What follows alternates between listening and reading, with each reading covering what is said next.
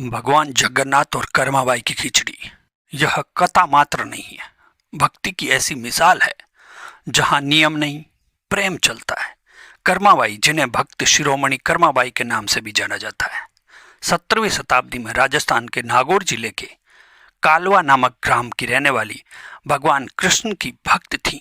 उनकी भक्ति और भगवान जगन्नाथ कृष्ण का एक रूप को उनके द्वारा बनाई गई खिचड़ी चावल और दाल का भोजन का भोग लगाने की कहानी प्रसिद्ध है।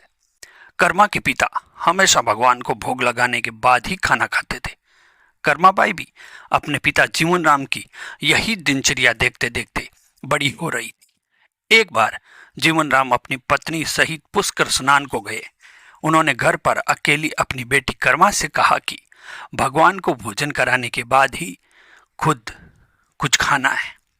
उसने थोड़े से चावल और दाल से खिचड़ी बनाई, तुलसी पत्र चढ़ाया, आंखें मूंद कर प्रार्थना की और उसी खिचड़ी को भगवान को अर्पण किया। वह श्री कृष्ण को केवल एक नाम से पुकारती थी, जगन्नाथ जी। हे मेरे जगन्नाथ, आज खिचड़ी बनाई है, स्वाद तो देखो। गांव में कुछ पंडित आए। उन्होंने देखा कि कर्माबाई बिना मंत्रोच्चार, बिना स्नान किए सीधे रसोई से ही भगवान को भोग चढ़ा रही है। तो उन्होंने डांटते हुए कहा, ए लड़की, ये कैसी पूजा है, बिना शास्त्र विधि के, बिना शुद्धता के भगवान को भोग, यह अपवित्र है। कर्माबाई दुखी हो गई। उसने भोग चढ़ाना बंद कर दिया।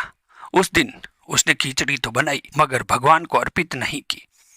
पर उसी रात पूरी उड़ीसा के जगन्नाथ मंदिर में एक चमत्कार हुआ। भगवान जगन्नाथ को जैसे ही राजा के हाथों से भोग चढ़ाया गया, भगवान ने आंखें बंद कर ली और कुछ नहीं खाया। पुजारी घबरा गए। मंत्रों की पुनरावृत्ति हुई मगर भगवान मौन। रात में भगवान ने पुजारी को सोपन में कहा, मेरी कर्माबाई ने आज मुझे खिचड़ी नहीं खिलाई, मुझे भूख लगी है। पुरी का मंदिर, राजा, पुजारी सब स्तब्ध। कौन है ये कर्माबाई? सब खोज करने लगे। भगवान जगन्नाथ की पालकी सीधे चल पड़ी राजस्थान के उस गांव की ओर जहां कर्माबाई अकेली बैठी थी, दुखी मन से। अचानक उसकी झोंपड़ी के बाहर एक बालक की आवाज आई, माँ, खिचड़ी बनाई है, बहुत भूख लगी।